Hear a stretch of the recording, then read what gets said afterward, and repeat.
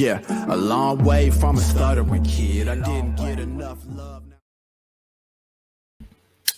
Hello, and welcome to the How Men Cry podcast. I go by the name of Dxtr Spits, and the focus of the How Men Cry podcast and movement is to get 1,000 guys to talk more comfortably about vulnerability and mental health in hopes to improve our relationship with relationships, improve it with ourselves, with others, and, hopefully have better acting men in the world, whatever that means.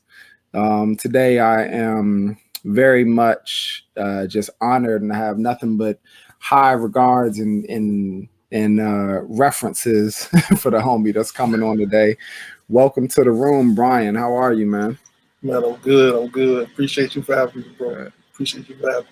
Yeah, for sure. Like I said, we both have a good mutual homie, Audrey, who's one of the producers on the projects, and she just speaks very, very highly of you, and I take that serious because Audrey is extremely blunt. Oh yeah, I appreciate it. So if she ain't feeling it, but no, man, I'm glad to have you on. And we can just jump right in, man.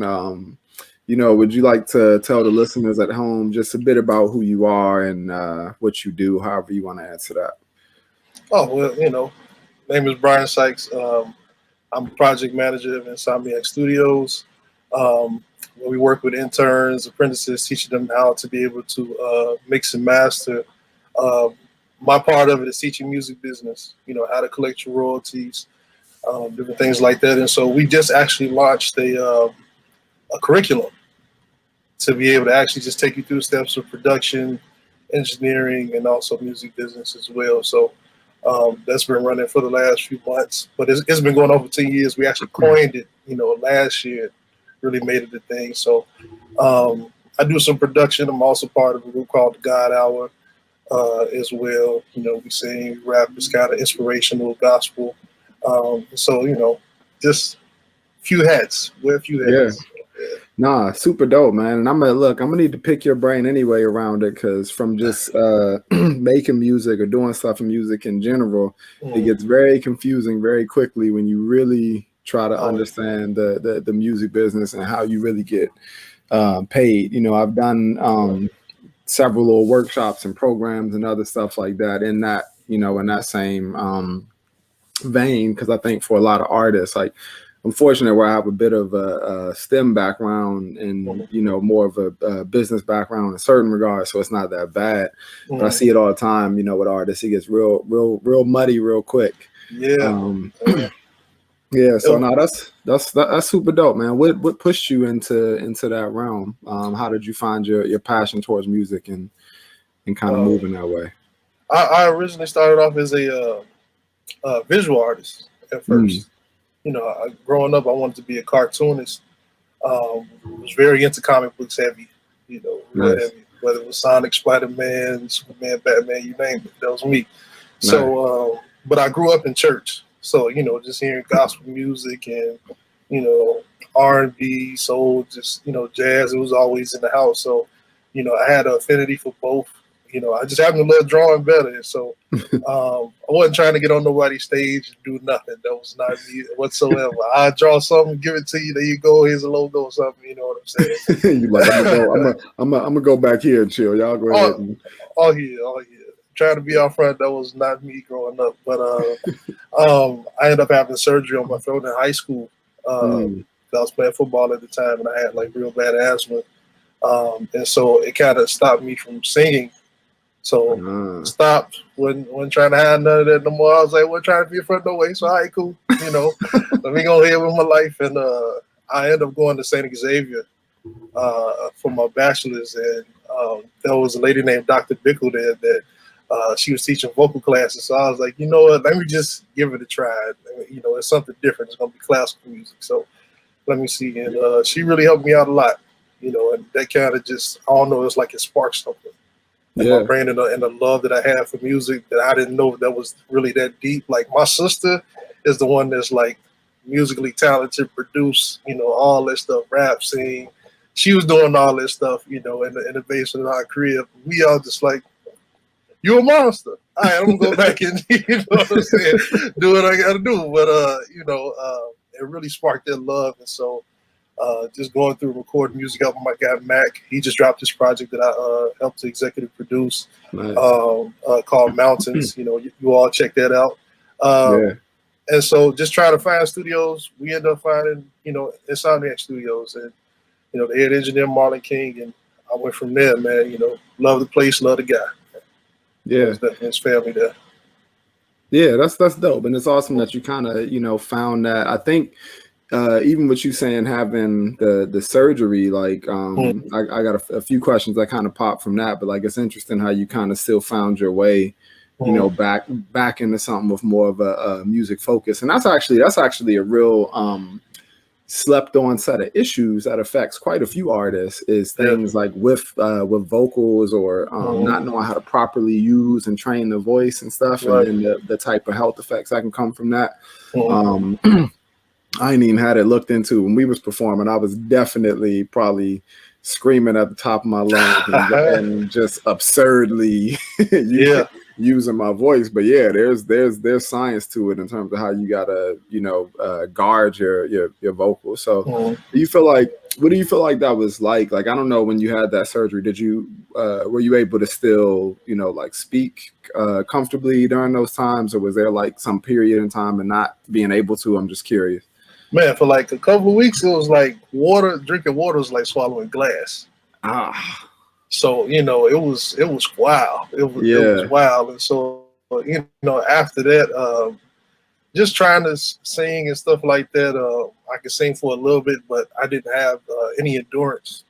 That was the main thing. So, I might be able to sing just for a little bit, and then that's it. And so, it's funny because I didn't know that music was literally the backbone that it was in my life. You know what I'm saying? I kind of just let it be what it was, and I guess took it for granted. And it wasn't until my voice was gone that, the different things that I would go through, if you're a singer, if you're a rapper, that's kind of like, that's your outlet. Absolutely. Whether you're in front of somebody or not, like, that's your outlet. And so once that went away, it was like, oh, like my voice did mean something to me. You know what I'm saying? Like, okay, so how now do I process the rest of the world? Because this gift that I have, all of a sudden, it's no more. So now I got to figure out, let me just go straight into drawing and leave it at that. But I didn't know music was just that strong, you know what I'm saying, in my life as a relief.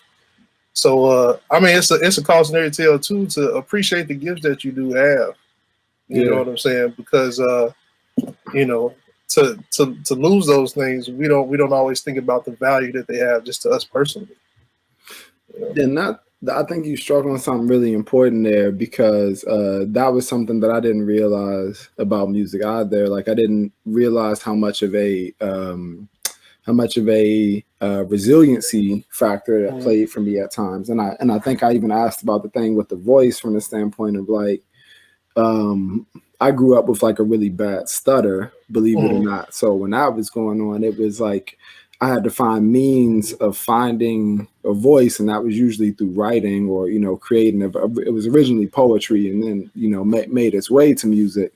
But that's a really interesting point of like kind of finding what the value of it was for yourself at like a young time. So do you feel like you use it as that kind of outlet, maybe as well, like because were you more on the writing front of things, or like was it you speaking through beats more? I write both. It could be I both. I write and do both. I just really got into production like seriously maybe last year. But I always kind of had an ear for it anyway. It was just kind of just another opening up and seeing what's there. So affinity for both. Yeah, that's awesome. Now, how do you when you were growing up, did you feel like you had any pressure to have or take on certain careers, or certain I guess, avenues in life? Because it sounds like you kind of found your own path and you just kind of went with it. Did you ever feel pressure to go in the other directions? I didn't really feel pressure to go into necessarily a career or anything like that. I think it was just more so just pressure trying to understand, dealt with a lot of sickness growing up. Mm-hmm. And so, my mother being sick and different things like that. So, having to take care of my mother at an early age, different things like that. It was just, I think the pressure was more so I have to be a success at something. Yeah. You know what I'm saying? You grow up in the hood, you know what I'm saying? All these things are going on around you. And it's like, one, I got to get out. Two, I got Yeah. to make something of myself. You know what I'm Yeah. saying? My father wasn't in the home because he passed when I was 2. Oh, So, wow. My condolences, man. Yeah. oh man, I appreciate it. And just, just with that alone is like, you the man of the house. Mm-hmm. You know what I'm saying? Mm-hmm. So I got my younger sister, looking after my mom. My mom was looking after me when I was sick, looking after, my sister and my mother, at times. And so it was just the pressure of, I got to do something as the oldest to get us out of here, And so that was kind of like the pressure. Yeah, and honestly, you bring up a really great point that I think is sometimes it took me a while to put my finger on what that was sometimes, but I think for men in particular, that pressure can exist. Like there's this looming idea of like you got to get your life together in whatever kind of way. You got to be able to earn, you got to be able to this and that. And I think that hustle and that continuous, mentality of this is how you show up. I know for me, it's made it harder sometimes to even just relax in moments that I've needed to relax, or like know how to back that off enough to work on more the internal things, because you're on this external, journey all the time. Is that something that you could resonate with in your own situation? Hey man, you cussing at me using the R word. Oh, we don't know what that is, man. What's wrong with you? It's whoa. Hey man, you know what I'm this? saying? You're real offensive right now. You using the R word right now, man. It's funny. That is a word that people have used, especially like most of my life. You know what I'm saying? And as a man, it's like you resting equates to you. You're not grinding. You're not working. You don't want it bad enough. Yeah. You know what I'm saying? Because a lot of times we put how we feel, when it comes to being a man, it's almost like your worth is contingent on whatever you gain. And that's it. You know what I'm saying? That's what a lot of other men teach you. Like, what do you have in your pockets at the moment? What have you acquired? Because if you ain't acquired anything and you ain't got nothing in your pockets, all them things called emotions, feelings, all that, you tired. Oh, go get on the bench, man. You're not ready for life. Go sit on the bench. And so those are real big struggles, even to this day sometimes, that I have to turn around and shut down because, emotion and everything else, you end up shutting off until something happens, and then, all that comes out at once. And do you feel like that, I guess, what kind of effects do you think that has on guys, maybe just within society? Because I fully agree with you, and I think that's it's been tricky, but it took me to get to points of like really basically being burnt out and being exhausted. And I still grind. It was actually funny. I was talking to Audrey before this, and she was like, we've been filming so much, and I was supposed to not be filming more interviews in whatever kind of way. And I still got like 7 or 8 of them on the calendar. And she was like, are you stopping? And I was like, I am. I was like, but it's like after this, Right. 8. But we all good, but just to the point of like, I think you can get into that tone so much, like how do you think that affects guys in their like mental space, and maybe their like mental health within the world? I mean, for some of us, we become, aggressive. We don't have to, or sometimes we would get withdrawn. You know what I'm saying? If it's not in the realm of business or competition or something like that, like you said, when it comes to emotional things, we become stagnant. a lot of the time. So emotional cues and different things like that, we won't necessarily see. Or Yeah. we'll see it and we don't really interpret it well because we're like, oh yeah, that I most definitely shot that in the backyard a while ago, so I don't even know. I don't Not, even know what to not, say. not with the shot it in the Hey backyard though. man, You you know what I'm took it saying? out back. Damn. Because you got to think about it, like what I'm saying. You growing up, especially around men, different things like that. A lot of times, that is the last thing that you want to hear what men deal with. Like sometimes you end up hearing how grown men, truly feel in passing, or when things are Hmm. just too much. But then it's quick though. You know what I'm saying? I Yeah. got to get myself together, all right, man. And it's like, yo, I'm actually starting to see the real you, which is not weakness. It's a strength. You know what I'm saying? That you starting to allow yourself to open up and let go. But a lot of times, when you grow up in the streets or whatever the case may be, you think that's an immediate weakness, that it's a faucet that you try to shut off and make sure nothing runs out there. Mm. And you become so stopped up. And I mean, think about it, like, you know, men commit suicide, congested heart failure, so all these things that manifest in the body just because emotionally and mentally we're not trying to even tap into that. So all that manifests within your body and then we end up dying early. See, now You y'all know? here cursing at me. See, this is Hey just good. man. This is getting inappropriate. You know? It's the truth, bro. It's the Nah, truth, but man. nah, I feel you because like it's so much. Like I've been realizing even within myself how much I walk around in tension. And that's been something that I've been like actively like backing my way off. And there's a bunch of different causes and other life stuff involved with that. But just the general tone of being in like intention or being in this idea of like gotta be on go. I'm like, Right. it's no way your blood pressure stays low like that. It's no way because you never chilling.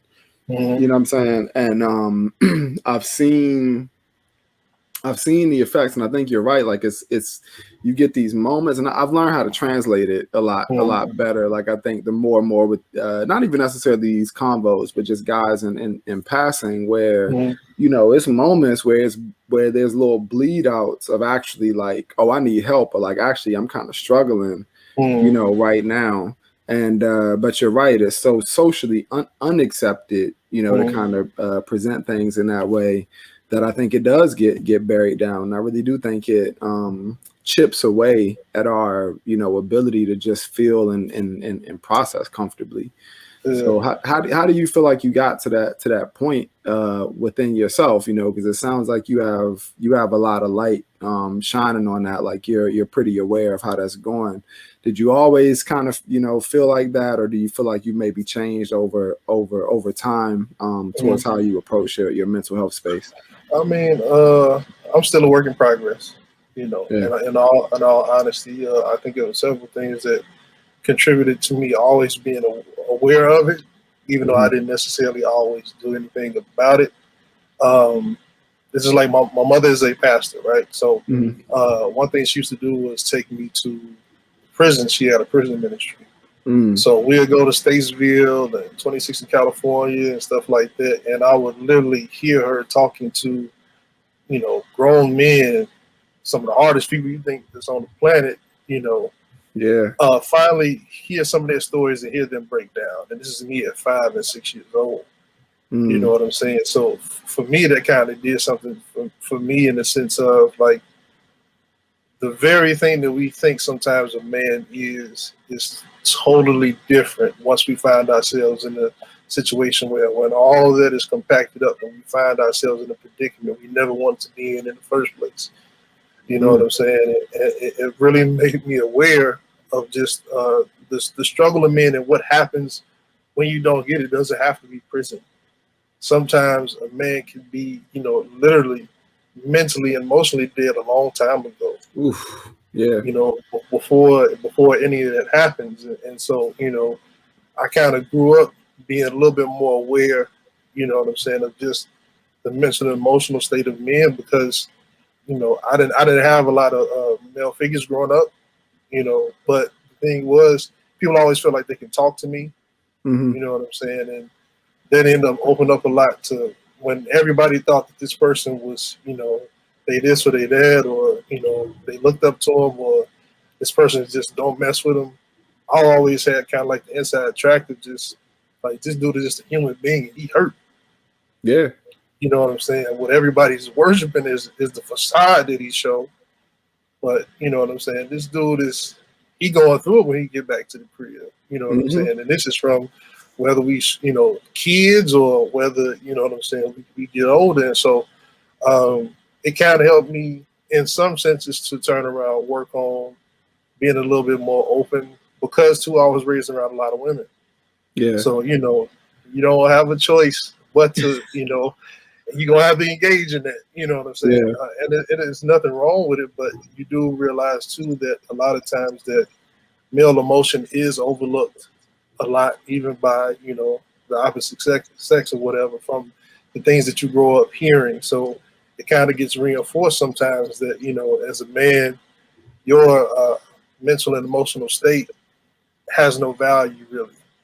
It goes back to what have you acquired, what are you doing, and and that's it.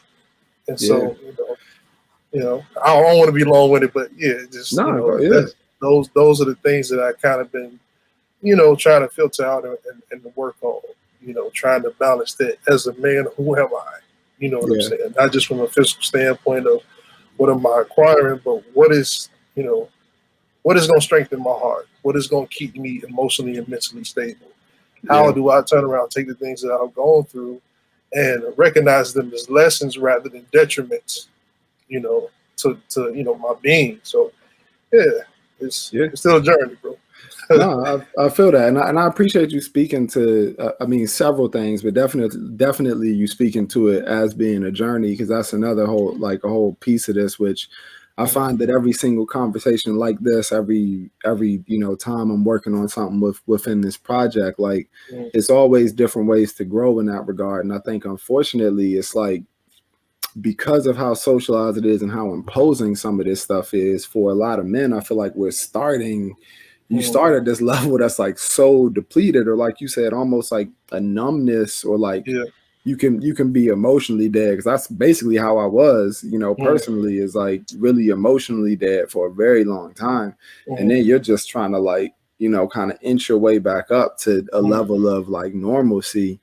And I think the scary part or the difficult part about that is, like you said, somebody may be hurting at home, and that's so shut off from the world as well. And I think that's something I've been seeing, I think around like COVID time, or just how things have played on people differently, is that like sitting. Like I had a buddy talk about someone who he's in his 50s, and this was like kind of one of the first times that he had to sit down, like just to kind of sit still, because of what was going on in COVID time. And if you put it on paper, he's super successful. He has the blah blah blah. Don't really even have to work anymore. He can retire. Trying to get but he was but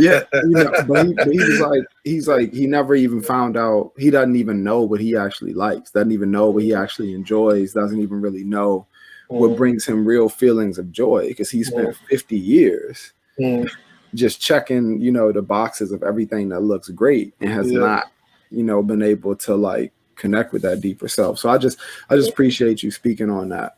Because if you think about it, like as men, we learn how to play the game early. Yeah. Like we learn how to. I can smile in your face.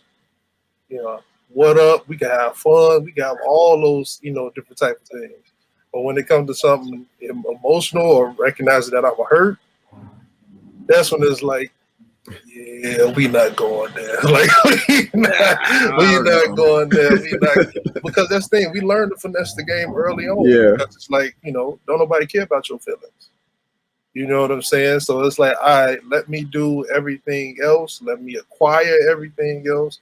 So one, I don't think I have to feel anything. Two, people gonna look up to me and respect me for what it is that I have, whatever. And so you have more pride than you actually have a connection with yourself.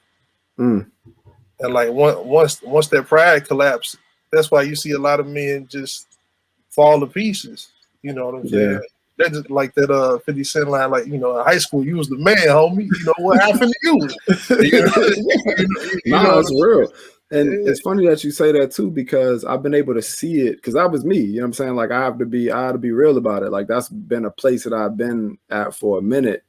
And like I mean, not externally, but like internally, you know what I'm saying? Where it's like I feel like it's so much easier to see now when I'm like, oh, the ego motivation is kind of all you have.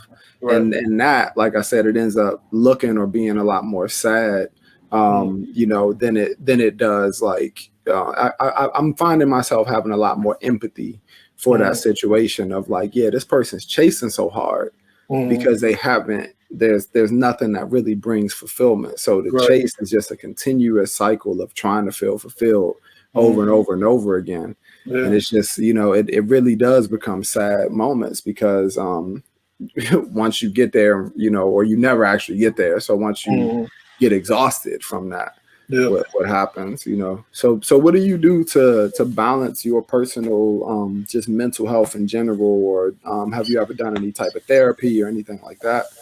I was going to therapy for a little bit, especially in 2020 because of just everything that was going on. You know what I'm saying? To, black men and women getting killed. You know what I'm saying? Even with that, living in a country like this where you constantly reassessing your value as a human being. You know what I'm saying? I was going to therapy for a little while. I like to go by the beach, man. You're looking at the water and you just, you seeing that nature, everything is just about in its place. Everything has its function and it keeps going. No matter what happens to it, it keeps going. And so it's like, such has to be the same thing with myself. No matter what it is that I'm going through, you know what I'm saying? These things have to be figured out, of course. But at the same time, life is going on. Life is moving, but at the same time, just like the water with, you know what I'm saying, is things gonna crash, things gonna be disruptive, but eventually there's gonna be a calm, you know what I'm saying? And I have to be able to get to that calm to understand where I'm going, what I'm gonna do next. And another thing I do is, music, of course, Sure. that helps out a lot because, especially with making beats, because you literally can put emotions that you can't necessarily say at the time into the composition, into the instrumental. And like I know some producers that can't really tell you how they feeling. Once you listen to their music or you listen to them play, you know exactly how they feel. And that's right. That's their outlet. And face be balled up by the time they finish. You be like, bruh, I don't know exactly what it is, but I could feel what it is. Yeah. You know what I'm saying? And and that's something I use as not necessarily escape, but just something to be able to let the emotion out as well. Yeah. And I really resonate with that a lot. I love getting outside, getting into nature. And I had a moment almost exactly like what you're speaking of like just this witnessing of things are consistent. One of the last times I was camping, I remember something always happens within the news or within the whatever, right? Yeah. So it was something going on. It was one of those super stimulating moments. And I just remember, sitting there, just kind of feeling like, oh man, like this, whatever it was that was happening seemed so heavy at the time. And or like before I went into nature, I would say. And then I was like sitting there next to this little creek thing, whatever, once I'm out camping, and I had that same exact feeling of just like, I'm like, for everything that is occurring or for whatever else, is like these squirrels is running around doing whatever. I'm like, these little fish, this water, these trees, I'm like, everything is out here being. And there's so much that's constructed that is interfering with our ability to connect with being. So I really can resonate with that, just personally and in those experiences. So there's something about like one thing I like to do is go out to the lake and watch the sunrise. You know what I'm saying? Everything is dark. everything is gloomy. Then you start to see like the golds and the oranges, start to pop up, colors in the sky. It's like, it reminds me that, I get to do this over again. Yeah. You know what I'm saying? Like, I get to restart. You know what I'm Yeah. saying? I get to, everything that happened before happened before. That is what it is, even if I'm still kind of in the middle of it. But I get to redo this. I get to rethink it. And so, it's always something that brings that, about a sunrise, it just kind of just brings that to the forefront. Like, you can do this. You can do this again. You know what I'm Yeah. saying? You can start all over again. So, No, I feel that. Yeah. So just to kind of switch gears, when I talk about how men cry, I'm not necessarily just talking about, men shedding tears. I'm talking about all of the different ways that we cry out. And I think you spoke to a lot of different things of like being able to do so through music or through writing or these creative outlets, or even, sometimes through more negative outlets, whatever it may be. But, if you're comfortable, man, would you be willing to share a story of a time that you cried, and or maybe your time of just feeling like you were crying out and maybe, had to find help or something like that?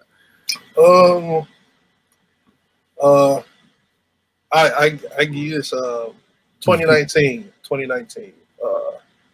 I was going through a lot. You know what I'm saying? Just mentally, emotionally, I didn't know where I was going in life. You know what I'm saying? I was working and making progress.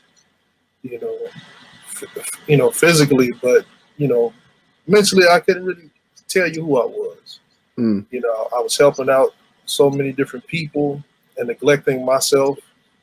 You know what I'm saying? The things that I needed, my own peace, you know what I'm saying, my own satisfaction, work that I needed to do in myself, professional work that I needed to do for myself. And I really overextended myself to helping everybody else but me. But that was always something that I was used to doing just growing up, and it kind of finally came to a head where I ended up going into the hospital the next day. But before that, I was talking to two friends of mine, my guy Mac and my guy Jonathan, and I was just telling them like something in my body is wrong. You know what I'm saying? I know something is wrong. And I was just shedding tears with them because I was just like, I'm so frustrated with how my life is going. Even the thought of my father not being here is crazy because it's like as I get older, I want his advice. You know what I'm saying? Because I don't know how to navigate this. You know what I'm saying? For the longest time, it's always been, oh, Bryan know what to do. Bryan to get it done. Bryan to take care of it. Bryan to help us out. And, them not knowing I'm flying by the seat of my pants just like everybody else and telling them that. But because of, whatever work I did or whatever, however they saw it, it's like, man, Bryan can do it. And it was like slowly but surely through the years, I was just gradually falling off, And so, I went to sleep. I went to sleep that night and I woke up, my body was on fire, my left arm, you know what I'm saying, started locking up in my left leg. And, it got to the point where I was just like, God, like whatever I did that I didn't do right, all these, it wasn't even a thing of fear. It was just like, this is probably it. Wow. For me. And, I got so sick and tired of just life that I was just okay with it, And so I woke up the next morning. I was like, God, if I wake up next morning, I'll go to the hospital. That's that male, hard headedness. But I couldn't move while I was in the bed at the time. But I knew something was wrong the day before, which I should have gone in, but I didn't. Because I just was fed up. I didn't really care about life no more. And so I ended up in the hospital. It was so crazy because I ended up looking through my phone, and I never thought, when my father died. You know what I'm saying? But we ended up dying. He died at the same age I was. Wow. He was 30 years old. At the time when 2019, he was 30. You know what I'm saying? Well, he died in 91, so he was 30. And I had just turned 30 May 1st. I was in the hospital May 6th. You know what I'm saying? And when I went to the emergency room, they checked me out and they asked me, he was like, you need a wheelchair or something like that. I was like, no, I'm okay. I'm just, hurting some, whatever. And they was like, you wasn't even supposed to make it here because Wow. I had a blood clot running from my calf all the way up to my thigh, and I had multiple Woo. blood clots in my lungs. Wow. And so once I found that out, I just broke down and just cried. Not about the blood clots, but it was like I had so much packed in about my father, not being here, taking care of my mom, taking care of other responsibilities for people, and Hmm. stretching myself thin to the point where all the neglect of myself, not believing in myself on a lot of different things, Yeah. pushing other people out there, and not pushing myself. And so I had literally just surrendered my life over, that because of the sicknesses and different things that I went through, that nothing was going to happen for me. You know what I'm saying? And so all that came to a head 2 years ago, and I ended Yeah. up spending 10 days in the hospital, and it made me reflect. Like, it was days that I cried in the hospital. It was days that I was happy because I was away from everybody else because nobody asked me for nothing. But it really made me look at me. You know what I'm saying? It Yeah. made me go over some things even in my head about my own father, where he did a lot of the same things in life. You know what I'm saying? He used to Mm. work with kids. He was a police officer. He was really there for his family. He was always looking after everybody. You know what I'm saying? That's what my different family members had told me, and it was just like, yo, I'd have been gone the same age as him. Wow. That's You know what I'm crazy. That's saying? just, And yeah. and just these last 2 years have been me really trying to lock in. Bryan, what do you want out of life? And this is crazy because I'm 32. I'm just not asking myself this now. And What? that's, it's It, heavy. yeah. Yeah. It's like these last 2 years has been really wanting to just stake my claim for myself. You know what I'm saying? As far as what do I want for myself, and what better place do I want to be mentally and emotionally? So yeah, it's almost two No, years. yeah, I appreciate you sharing all that and just being willing to be that vulnerable, man.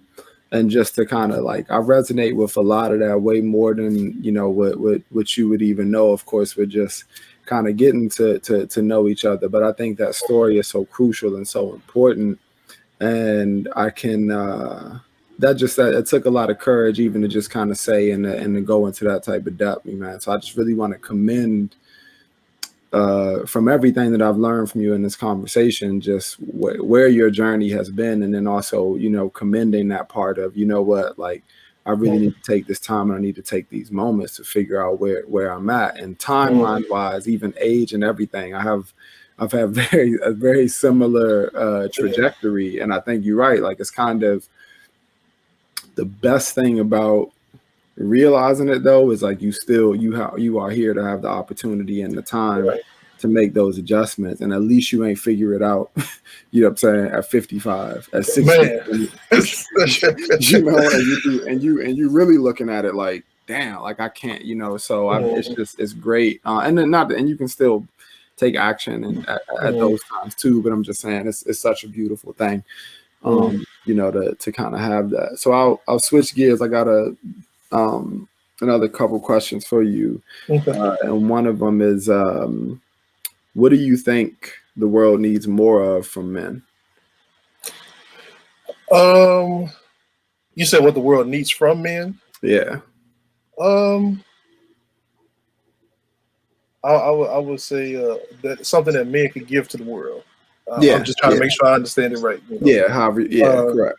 I would say the compassion from men, the empathy from men, that emotional vulnerability. Because you come to find out that there are so many men that have so much depth to them, that can literally help anybody, Mm. regardless of race or gender. You know what I'm saying?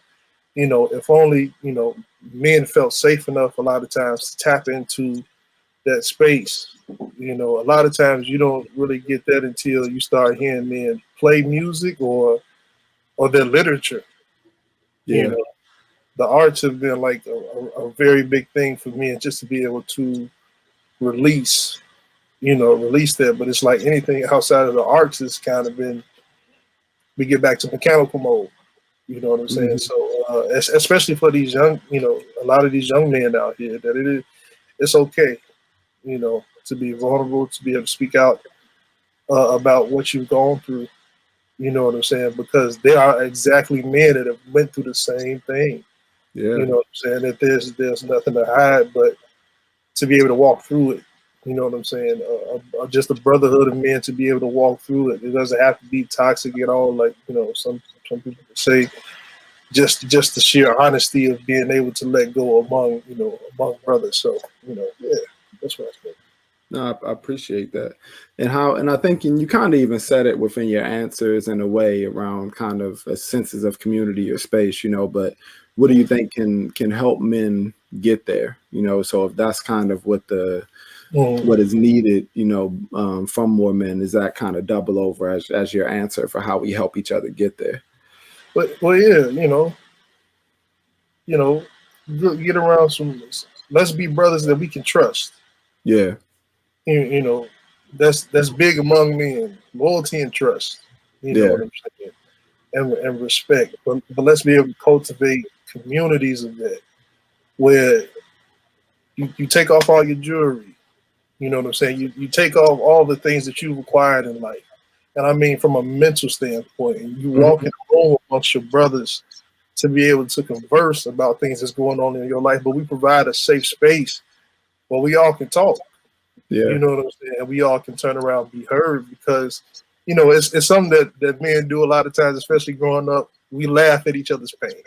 Yeah. A lot. We joke on each other's pain a lot. We tear it down too. We be yeah. And it can be therapeutic sometimes because it helps us not to take things so seriously. But more often than not, it's always that joke that's the person isn't laughing at. Yeah. Or they laughing up here, really, and it's really hidden. Yeah. And it's because other brothers are hearing that and they're using that as a weapon to hide their own traumas. Absolutely. So we're gonna joke through this. We're gonna joke through this joint.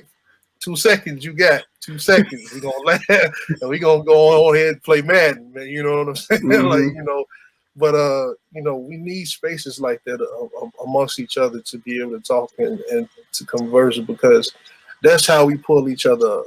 You know what I'm saying? We can always give each other business tips, and all those different things. But what I've learned, especially, with dealing with Audrey and even the men at the studio, when I've been able to talk to even Marlon, the head engineer, things we've shared with each other, you can have all the right business and everything in the world, but if this ain't together, you're guaranteed somewhere to trip up and fall. Especially if you don't have any men behind you that's willing to be able to hold you up. Because we all need that.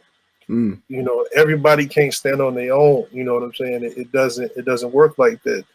Your pride will cripple you. Like it was something I used to always tell some of the guys when I was working at CPS.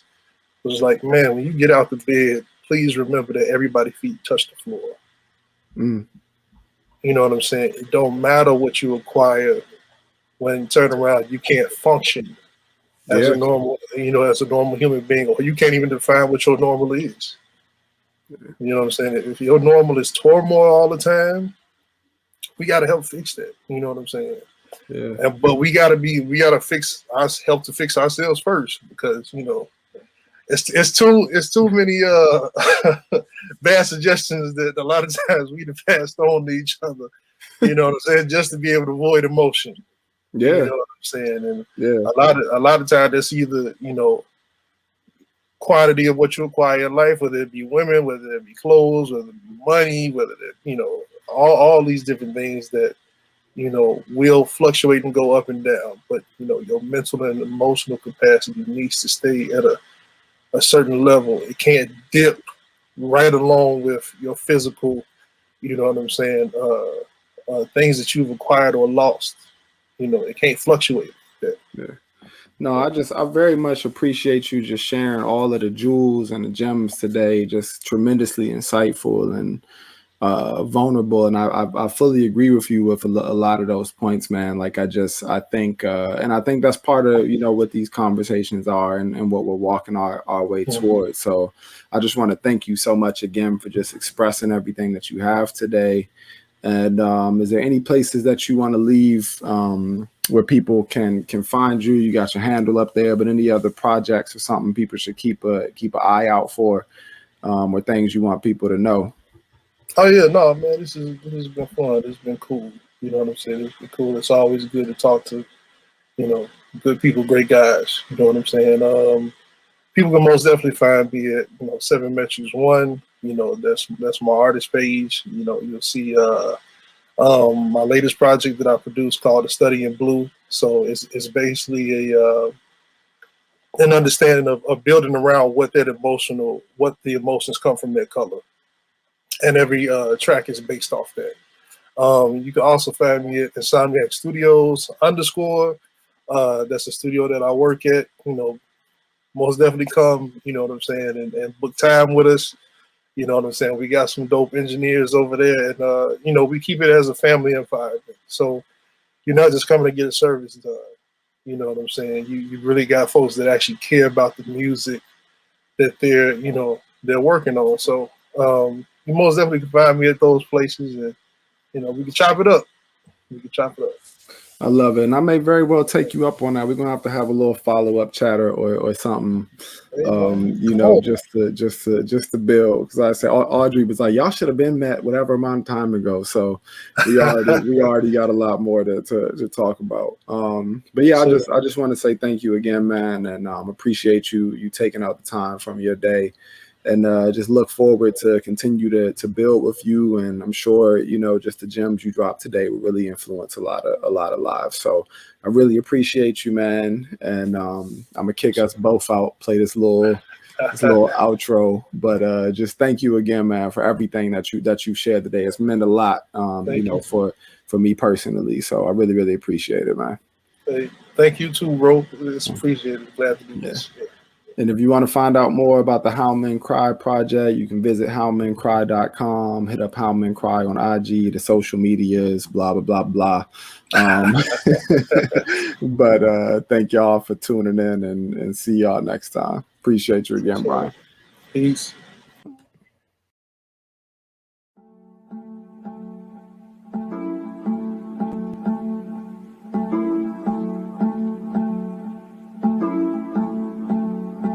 Yeah, a long way from a stuttering kid. I didn't get enough love.